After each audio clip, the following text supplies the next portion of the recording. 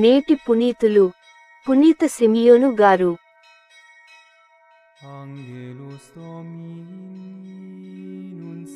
యేసుక్రీస్తును అన్యులకు బోధించుటకుగాను దేవుడు తన కుమారుని నాకు ప్రత్యక్షపరచెను. మంగళవారం, అక్టోబర్ 8, 2024.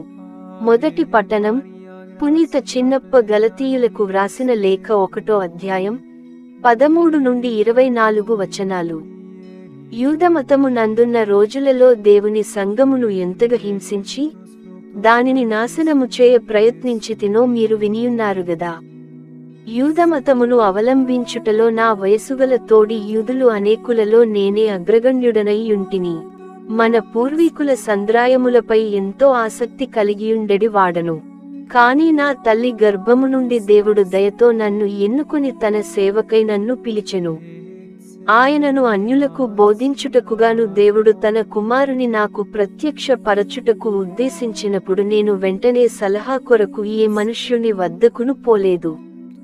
నా కంటే ముందు అపోస్తలులైన వారిని చూచుటకు కూడా నేను యెరూషలేమునకు పోలేదు. కాని వెంటనే అరేబియాకు వెళ్ళిపోయితిని. దమస్కు పట్టణమునకు మరల వచ్చితిని. 3 సంవత్సరముల తరువాత పేతురును సందర్శించి విషయములు తెలిసికొనుటకు యెరూషలేమునకు వెళ్లి అతనితో 2 వారములు గడిపితిని.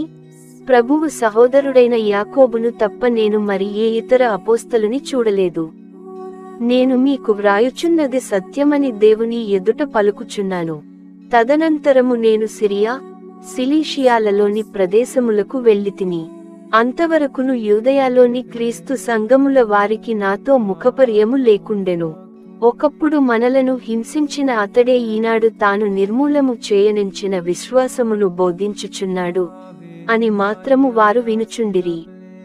కనుక నన్ను గూర్చి వారు దేవుని స్తుతించుచుండిరి. ఇది ప్రభువు వాక్కు.